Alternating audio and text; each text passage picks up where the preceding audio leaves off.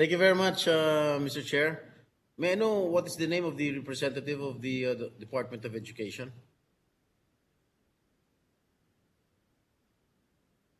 Rector Abanil. Senator Estrada is probably referring to your identity. Abraham Abanil, Your Honor. Are you a USEC or ASEC in the I'm department? Director, Your Honor. Okay.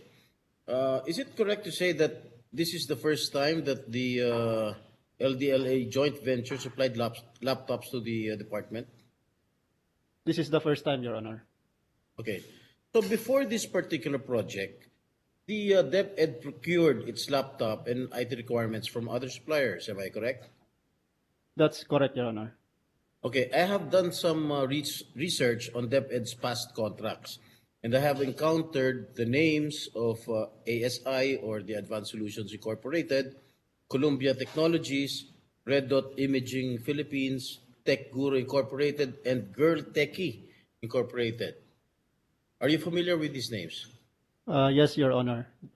Okay, so you would be able to confirm that these companies I mentioned have regularly supplied the DepEd with its laptop and other IT requirements. Am I correct? That's correct, Your Honor. Will you agree with me that the intention behind the public bidding is to open up government contracts to more suppliers and to level the playing field?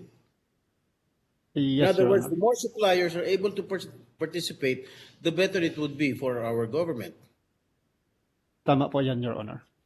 And by that same reasoning, you will agree that it would not be in the best interest of the government if we limit the competition.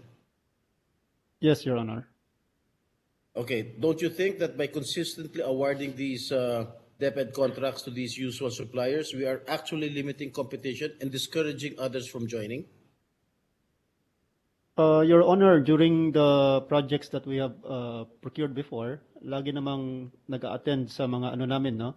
Nagsasubmit during bid opening mga 7 to 9 different organizations for the DepEd projects. Ang ano lang, ang nananalo lang is itong mga nasabi nyo, Your Honor, because they have submitted the lowest competitive bids, Your Honor. I know my point is that we should be more welcoming of new players, since that would make for a better competition. But don't you think we are discouraging these new players from participating in government biddings if they are being singled out for investigation? Your Honor, I cannot comment on that, Your Honor. Why?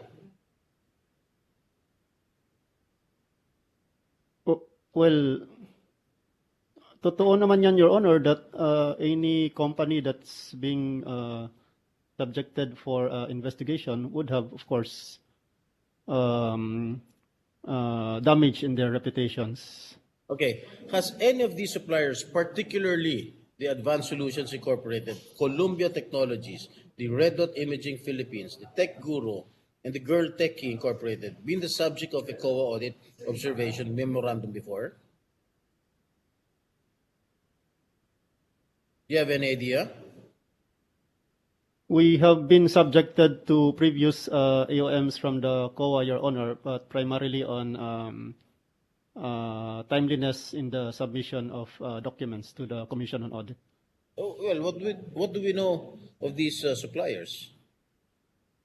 Is it customary for your department to award contracts to suppliers it had already previously dealt with like the ASI? No, Your Honor, we always have gone through competitive bidding with regards to the process of awarding contracts to these suppliers. You mean to say, could it be that the ASI or the Advanced Solution is only start graping now, since it did not bag this DepEd contract? It's possible, Your Honor. Okay. For instance, Columbia Technologies, for instance, has been supplying your department since 2013, and the value of its accumulated contracts has amounted to billions. Why has Columbia Technologies not been scrutinized before? And the same thing with Red Dot Imaging and Tech Guru Incorporated. Bakit hindi sila subjected sa mga investigasyon or audit reports? Ano po sa tingin ninyo? Hindi ko po alam, Your Honor, because hindi naman ho ako yung nag-investigate. Okay, and I also noticed that there have been several repeat orders made in favor of these suppliers. Take note, The contract cites Section 51 of the IRR of Republic Act 9184. The effect of a repeat order is that it dispenses with the need of undergoing public bidding again. In the case of these suppliers, why did we not just bid for the goods in a single lot? Was there lack of planning here, or was the DepEd deliberately dividing the contract so that it can repeat orders as an alternative mode of procurement? Your Honor, the decision to divide into lots was primarily a back decision. But if I recall correctly, we decided on breaking it into further lots instead of making it to one lot because medyo worried kami na hindi makapag-comply yung mga suppliers sa NFCC, Your Honor, Does that, kung isang lot. does that not circumvent the law against splitting of contracts? You're circumventing the law. As far as I know, Your Honor, that's iba yung definition ng splitting of contracts. Or what is your own definition? Because I've been in the I Senate would- for 2 years, I've been mayor for 9 years, so naintindihan ko rin yan. I would defer sa mga colleagues ko from PS-DBM with regards to the procurement law, Your Honor. Okay, can you just give us a copy of your study with regard to the splitting of contracts? Sige po, Your Honor. That's all, Mr. Chair.